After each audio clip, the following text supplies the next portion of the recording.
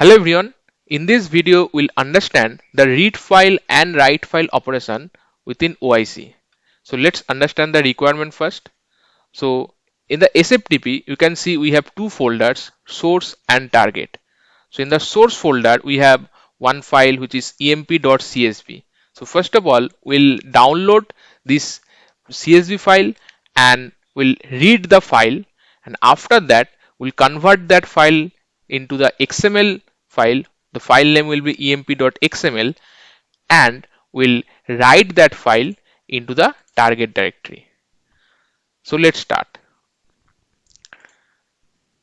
So for this requirement, we'll use these two connection which are FTP and REST connection.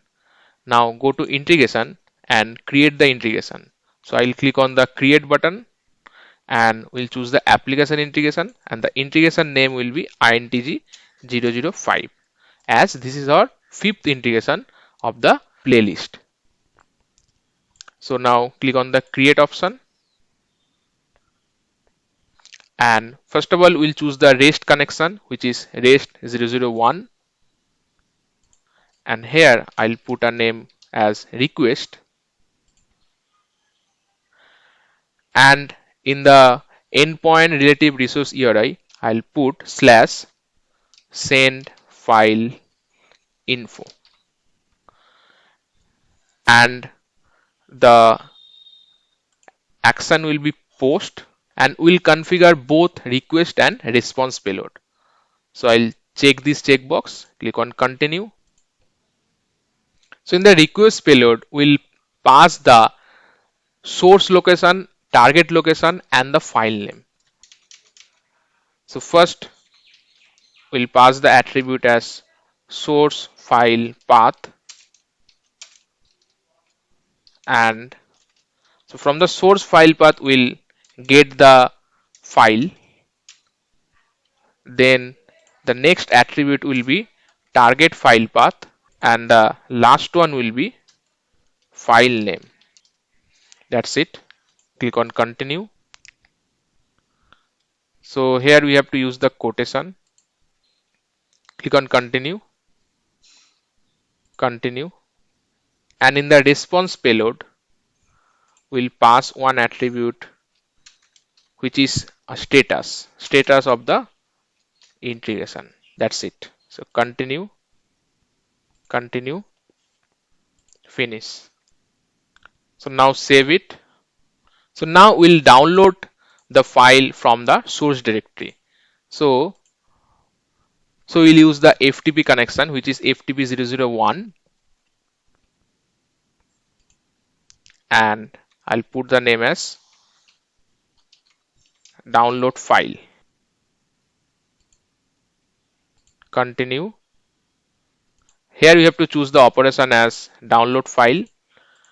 The input directory I'll pass some dummy directory, and file name I'll pass as star. We'll configure this in the mapping, and download directory I'll put slash download.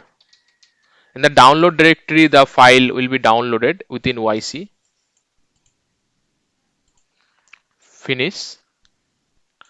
Now I'll go to mapping. So in the map we have to pass the source file location and the file name. So source file path I'll map to the directory, and file name will go to the file name. Now while triggering the integration, then I will pass the only file name. Like for the file name emp.csv, I will pass the only emp. So that is why here I will use the concat operation.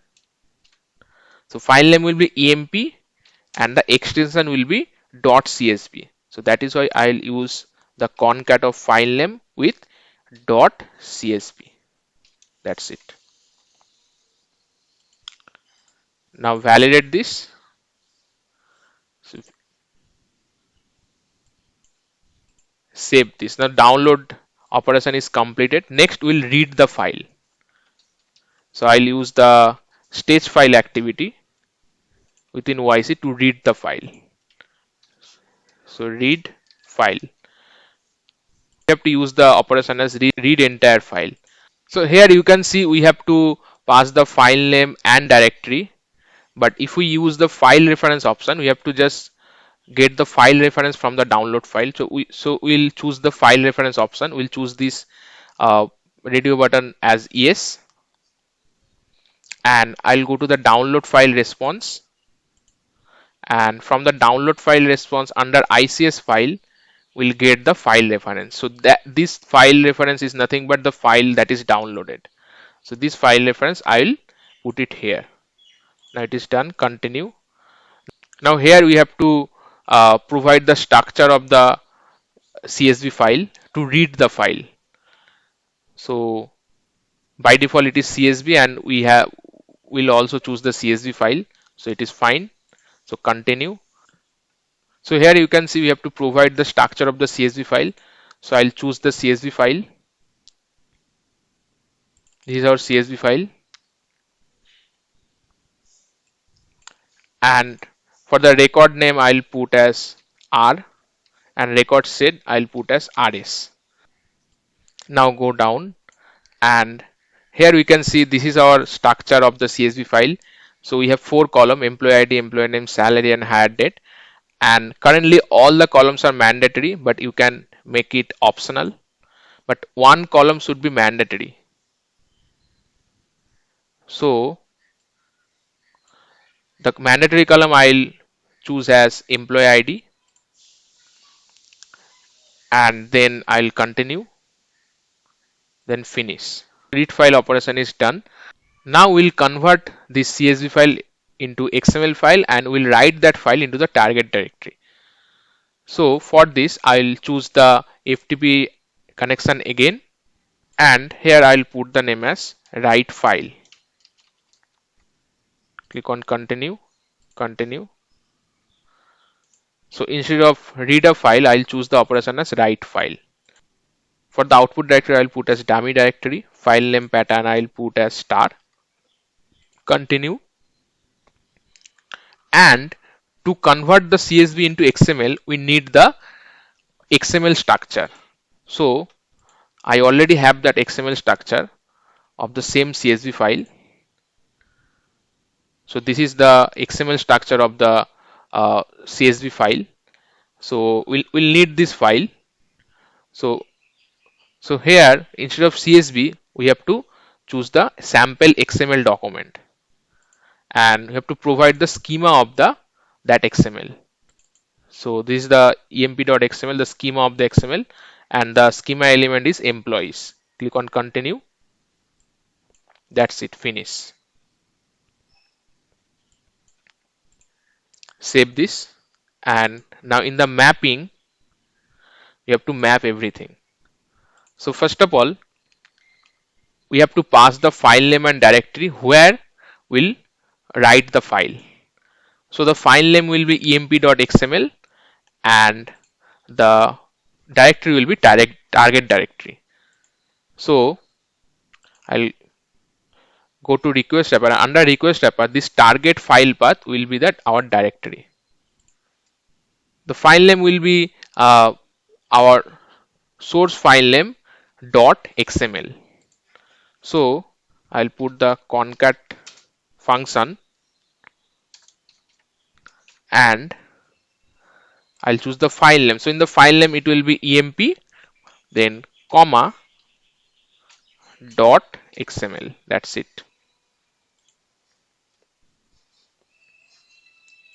So now we have to map the data. So here you can see under employees we have emp ID, emp name, salary, hire date, and here also if we expand the read file response, under read file response, RS is record set and R is each record. So here we have to map everything. So this R is a repeating element, and here you can see employee is the repeating element. So we have to map the repeating element because we have multiple records in our file, and then emp ID will go to emp ID, emp name go to emp name. So we have to map the individual fields. Now we'll validate and go back, save this. So now this is done. Lastly, in the response, this is the response map. So in the response map, I'll see the status. So in the status, I'll pass one hard coded value which is success. That means everything is successful. So now validate. Now we have to provide one primary identifier. So here in the primary identifier, I'll put the source file path. Save.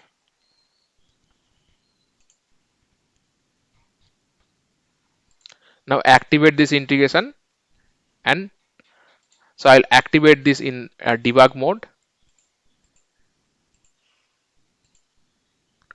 and I'll run this.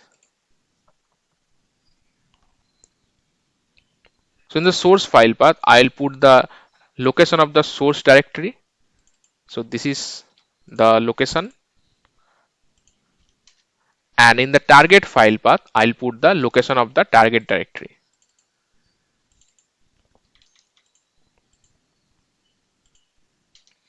And in the file name, I'll simply put emp.